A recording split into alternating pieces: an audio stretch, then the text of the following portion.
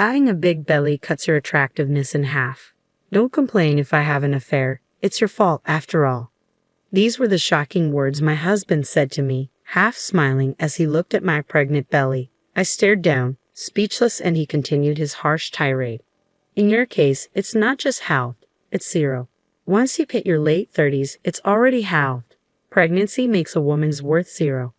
I couldn't understand what was so funny to him as he laughed alone. Tears welled up in my eyes as I realized how pathetic I felt for not seeing his true nature earlier. The despair I felt at that moment was something I would never forget. Since you quit your job and have nothing to do, make sure you take care of the house and support me, especially since you lack charm now. Otherwise, let's divorce. Divorce? At that moment, I started to think it might be an option for me. As I approached my due date with a large belly, my husband didn't hesitate to demand a divorce. For me, it was the perfect timing to agree to it. After that, I gave birth at my parents' house, and 2 years had passed when my husband appeared in a frenzy. I am Jessica, 36 years old, in my 3rd year of marriage, and experiencing my first pregnancy. As my belly grew, so did my affection for the life inside me. It was something I wouldn't have understood if I hadn't become pregnant. My husband Chris is a successful salesman, 2 years older than me, working for a major corporation. He often comes home late due to overtime, and since we were dating, I've always been concerned about his health. I've left some homemade dishes in the fridge for you to eat. You'll lack vegetables if you only eat out. Thanks, I'll eat them with the lunchbox. It's really helpful that you're good at cooking. Several times a week, I used to visit Chris's apartment when he was working overtime. Even when we couldn't meet, I was happy to connect with him over the phone. Later, I want you, Jessica, to always be by my side to support me. I believe that his proposal was a sincere expression of his feelings. He didn't say to protect me or make me happy, but to support him. In fact, Chris was hopelessly bad at household chores. He would send all iron-needing laundry to the cleaners, eat meals from stores or dine out, and hire a cleaning service twice a month. I was irresistibly drawn to the gap between Chris's public persona and his private self and wanted to support him. My perfectionist nature probably made me an excellent supporter. We met in a beginner's asset management course. My hobby is learning about how money works. It started when I was a student and had a term deposit that matured at the bank. They suggested I try a foreign currency deposit, and when it unexpectedly turned a profit, I found it fascinating. From there, I became interested in the mechanisms and methods of asset management, and learning about business and self-improvement related to money became my hobby. Jessica, you study about money, but you're not really interested in it, are you? What? True, I might not have realized it. It's fun to feel like I understand the world. You really are an odd one. Everyone else thought it was strange too. The course where I met Chris was small, so I became friends with all the participants. I still keep in touch with some of them. At the time, Chris's reason for participating was to make money more easily than now. He was well paid but always complained about being tired from overtime, which I understood. But looking back, Chris really just wanted to make money the easy way. Chris seemed to have tried various ways to increase money, but in the end, he gravitated towards what seemed the easiest. After getting married, I quit my job to become a full-time housewife. Doing household chores for Chris was enjoyable and fulfilling. However, the chores in our 2-person apartment were not too demanding. With time on my hands, I eventually decided to start a part-time job as a proofreader at a publishing company. If housework starts to slip, quit the job immediately. Despite what Chris said, I had no intention of neglecting household duties. The job was a great fit for me, and I really enjoyed it. Moreover, the publishing house dealt with business and practical books, which interested me. I was constantly excited. This job might be my true calling. I get to study and earn money too. A true calling? It's just proofreading text, right? You're exaggerating. Chris laughed it off, but this job led me to an opportunity that would change my life. Among the materials I proofread was a book on starting an internet business, which piqued my interest. Since Chris often came home late, I thought I could do it as a side business during those hours. The next day, I started working on my internet business with a book and my computer. Hey, this internet business seems interesting. I'm thinking of writing a blog about everything I've studied. It might be helpful to someone, I said excitedly. Your hobbyist knowledge might be helpful. Really, you think you can make money with that? Chris laughed it off, but I was engrossed in my new hobby, working on it with great enthusiasm. My perfectionist nature was fully at play here too. The first time I saw meaningful income was 6 months after I started. I was thrilled and reported it to Chris. "Ha, just $20. What's there to be happy about? That's not even enough for pocket money." I was disappointed by his reaction, but at the same time, surpassing my husband's salary became my goal, and I became even more motivated. A while after starting my internet business, I had a reunion and a drink with the friends I met in the course. When I talked about what I was doing, some were interested and others were already doing it, leading to an engaging conversation. Perhaps feeling left out, Chris suddenly started complaining about me. "What she's doing is just a game. She's not interested in money. That's why she only made $20 in half a year." I was annoyed by his demeaning tone. After getting married, she stopped being a woman. She doesn't wear makeup at home, wears sweatpants, and ties her hair like an old lady. Sitting in front of the computer, she just looks like a nerd. "Chris, stop it. Are you drunk?" I interjected. I thought I was marrying a good housekeeper, but then I realized any wife would do housework. Living off my money and turning into an old lady, I feel deceived. He spoke in a joking manner, but I was deeply hurt. It seemed like all my efforts for Chris were meaningless. "Hey Chris, are you drunk? Jessica is still beautiful, everyone. Chris is getting a bit too drunk. Maybe it's time to wrap up, Mr. Hanson," the organizer said, noticing my teary eyes. I was so emotional that I couldn't sleep that night. From the next day, I started to dress up more even at home, but in hindsight, that might not have been a good thing. After marriage, Chris demanded more care from me and occasionally made sarcastic remarks or spoke harshly. I once tried to resist, saying, "Take care of yourself. It's your fault that I turned out like this, you know. Take responsibility and look after me to the end. After all, that's pretty much the only thing you're good for." I think I was also wrong to have indulged Chris's selfishness, but the relationship I'm in now, constantly wondering, why did I marry this man, is really painful. I found out I was pregnant in the 3rd year of our marriage. We were growing apart, but our marriage wasn't completely void of intimacy. It had been a while since I had eagerly awaited Chris's return. When I told him about the pregnancy with a smile, he clearly showed his displeasure. "Ha, who said you could get pregnant?" His furrowed brow was unmistakably one of discomfort. "You married me to take care of me, right? Who's going to take care of me when the child is born?" I had hoped that having a child might help us rebuild a happy family despite our differences. It was a real shock to realize he had been thinking of me as just a housemate or servant all this time.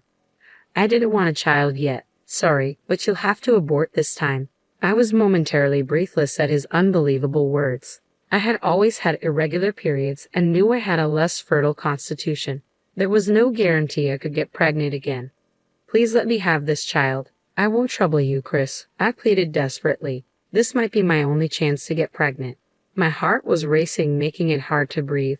"It's a nuisance that you're pregnant. Here's the deal. If you use pregnancy as an excuse to slack off at home, then you'll either have an abortion or we'll divorce. After the birth, you're taking 100% care of the kid. It's your choice to have it after all." Despite his harsh words, I was relieved to have his permission. But could I really take care of a baby and support Chris at the same time? I was full of anxiety, yet I couldn't let go of the hope that seeing our child might change him. With the pregnancy, I quit my part-time job and put more effort into my internet business. I had been running it for over 2 years and had a stable income from the first blog I started. I had recently come close to reaching my goal of earning as much as my husband's salary. Since that drinking party, Chris had been averse to hearing about my work. "Don't ever talk about that in front of me again. It irritates me." Perhaps he despised people who could make easy money even though he wished for it.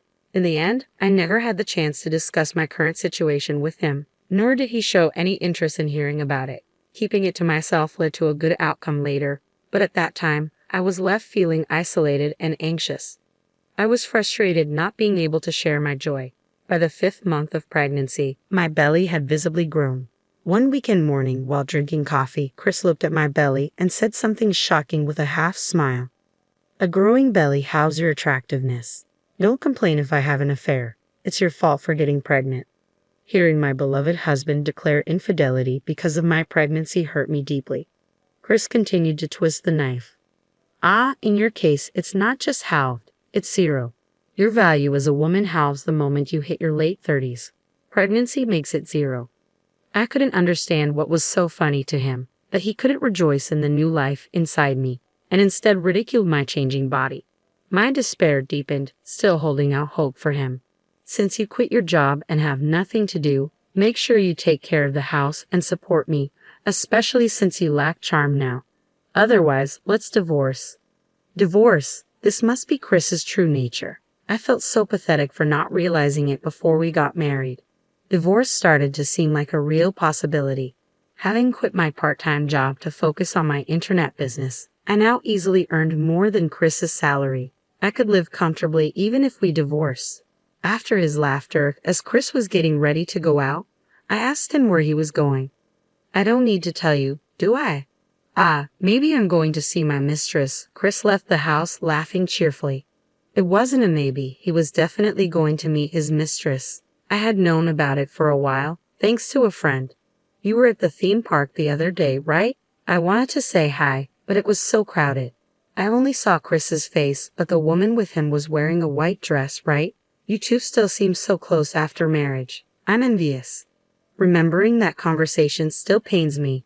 Despite resenting Chris for causing me so much suffering, my heart still aches. I still have feelings for him, but it was time to put an end to them. I decided to hire a private investigator. Depending on the results, I was ready to cut off my feelings for Chris completely. As I approached my due date, Chris, without hesitation, demanded a divorce just as I was about to give birth. If this had been the old me, I would have probably broken down in tears, fearing the future. But now, things were different. I secretly smiled, knowing it was the perfect timing for me too. Divorce me. My girlfriend is pregnant. I want to remarry her and be a father to the child in her belly. You should remarry the father of your child too. Ha! What are you talking about? I asked, bewildered. That's Mr. Hansen's child, right? No wonder you were defending him at the party. I have proof. Chris took out a voice recorder. When he pressed play, a phone conversation between me and Mr. Hansen played. He must have hidden it in the living room. Mr. Hansen, yes, that's right. I'm not sure what will happen after the birth. Yes, I'd like to meet. Could you keep it a secret from Chris for now? What's this secret meeting with Mr. Hansen about? I never heard about you meeting him personally, Chris demanded. I sighed. He called to see if I wanted to work, but I can't say what will happen after the birth, so I've put it on hold. You can say anything, but I can't trust you anymore, Jessica. Since we're both at fault, we can agree not to demand compensation, right? To think he concocted such a lie just to save on compensation. I almost let out a smile, as I was thinking along the same lines. Okay, I agree to the divorce, but I will demand compensation from you. If you want to demand compensation from me, let's settle it in court. I threw the envelope onto the table. I received photos from the private investigator and spilled them onto the table.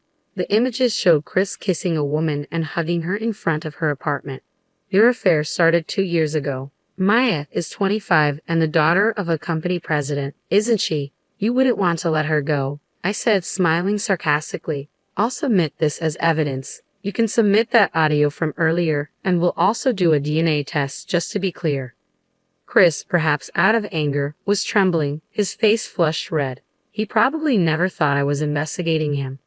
Fine, I'll pay the compensation. Maya is young and beautiful, and on top of that, she's rich. Unlike you, after remarrying, I can work at her father's company and won't need to be a corporate slave anymore.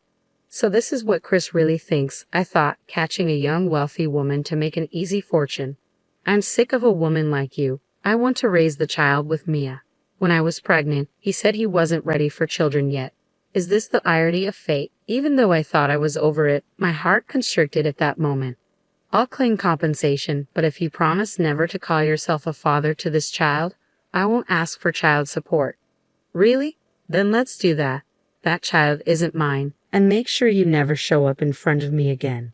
Even though it was what I wanted, hearing those words from Chris cut deeper than I imagined. Never involve yourself with us again, and about the division of property. No division of property. We're divorcing by mutual agreement, right? I was relieved he said it before I had to. All right, I'll prepare the divorce agreement. It's for the best for both of us, isn't it? Yes, no, let's make it an official document. I don't want any complications about money later on. Chris must have known deep down that the child in my belly was his. Later, we officially settled the divorce, covering compensation, child support, and property division. Chris tried to skimp on compensation, just as I didn't want to give any of my money to a man who belittled my work. I moved back to my parents' house and safely gave birth to a girl with their help. I was able to continue working while raising my child, thanks to my internet business. Nearly 2 years after giving birth, I received several calls from an unknown number. Wondering who it could be, I answered the phone. "Jessica, what's this about? Explain." His shout was so loud that I instinctively moved the receiver away. "Ah, he found out," I thought, sighing with irritation and annoyance. It was Chris. "I heard you're successful, making over $110,000 a month. Is it about that internet business you mentioned before? Then you should have told me. It's joint property, right?" Chris ranted loudly, contradicting his previous stance against discussing it. "You were the one who said no property division. Remember, our divorce was mutual agreement. We even made it official with a document, so there's nothing you can do now. I'm really busy. Don't call me again for such nonsense." I responded calmly and hung up. On the other end of the phone, Chris was still ranting, but I refused to engage further. Concerned about my daughter, whom I had left at my parents' house, I called my father the next day. Apparently, Chris had stormed into my parents' house in a frenzy. "I was deceived by Jessica. Please let me talk. How can you be so cunning and not feel ashamed as a parent?" "Jessica, let's talk properly. I won't leave until you come out." Though my father knew what I had told him, he was exasperated by Chris causing a scene at the doorstep. My father handed Chris a note with my whereabouts. "Jessica is there. Go talk to her. You're the coward who cheated, destroyed your family, and abandoned your child. Get out of here. If you come here again, I'll call the police immediately." After being sternly rebuked by my father, Chris took the note and left. He probably intended to come straight to the high-end resort hotel. I was staying just a 2-hour drive from my parents' house when the front desk called me as dusk approached. I asked them to tell him to wait in the lounge and leisurely left my room. The view of the sea dyed red by the sunset from the lounge was beautiful. As I sat down in front of Chris, who looked out of place and anxious, I ordered a gin and tonic from the waiter. "Why are you in such a fancy hotel? What are you drinking?" Chris began, his tone accusatory. "Yes, I've finished my work for today. This high-end hotel is my favorite," I answered with a smile. "Work? You're making over $30,000 a month now. How is that possible? Were you deceiving me?" Chris's voice was tinged with bitterness and disbelief.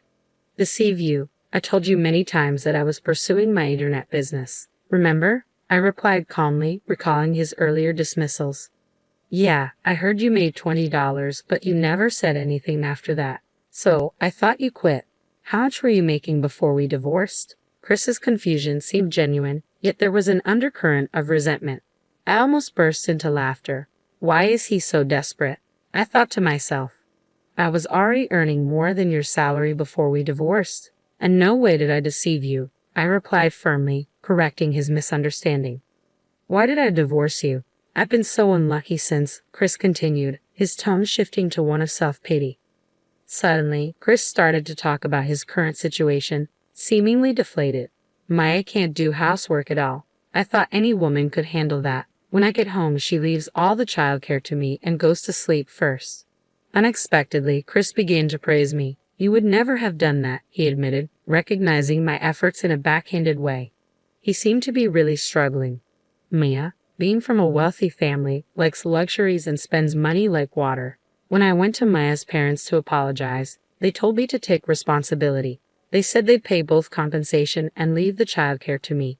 I knew from the private investigator's report that Maya liked older men who would spoil her. She was already on her third affair, and each time her parents cleaned up after her.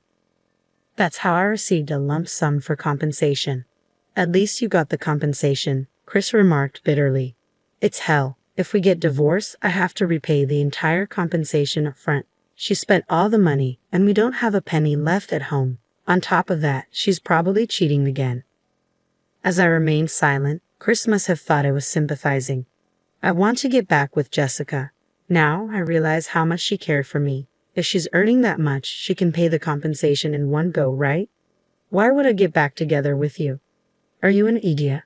I'm not your mother or your maid. Don't be ridiculous, I retorted sharply, my patience wearing thin at his selfishness. His incredibly selfish words made my blood boil. Seeing my fury, Chris looked shocked. You don't need to speak to me like that. You took care of me so much, but you chose to let that go, didn't you? The gin and tonic I ordered arrived, and regaining my composure, I took a deep breath and spoke in a calm but firm voice. We promised never to involve each other in our lives again, didn't we? I have no intention of helping or getting back together with a scumbag like you. After the call, I drank my gin and tonic in one gulp, slamming the glass down on the table. I'm going abroad next week. My work can be done from anywhere, and I keep making money even as we speak. That's the system I've built. And just to correct you, my monthly income isn't $10,000. It's $30,000. If you ever show up at my parents' house or let my daughter see you, you'll pay the agreed-upon penalty of $50,000 in one lump sum, I added firmly, leaving Chris gaping and speechless as I walked away. The divorce agreement stipulated that if Chris showed his face to our daughter or if she went to see him, we'd each pay a $50,000 penalty. This would surely be the last time I ever saw Chris. Finally, I felt completely relieved. Chris continued his marriage with Mia, but it wasn't the life he had dreamed of. He was burdened with caring for Mia's troublesome daughter by her parents. Unable to change jobs from his overworking company, he looked worn out from balancing work and childcare every day. Despite everything, I hoped he would learn the difficulty and joy of caring for someone through parenting. Mia was reportedly involved in another affair and being sued for compensation by the wife of her partner. But it was unclear if Chris had the ability to pay. Perhaps Chris would decide to divorce for the sake of the child. As for me, my work was thriving, and I was being invited to give lectures in various places. It felt great to help others with what I had learned and practiced. It all started when Mr. Hansen invited me to speak about my approach to work at a study session he was organizing. It was the same discussion we had during the bugged phone call. I still maintained a good business relationship with him. My daughter was growing up fast, turning into a wonderful child, much to my pride as a parent. Despite the hardships, I learned a lot from my marriage with Chris. If I wanted my daughter to grow well, I knew not to be overly protective. I planned to continue watching her grow, respecting her independence.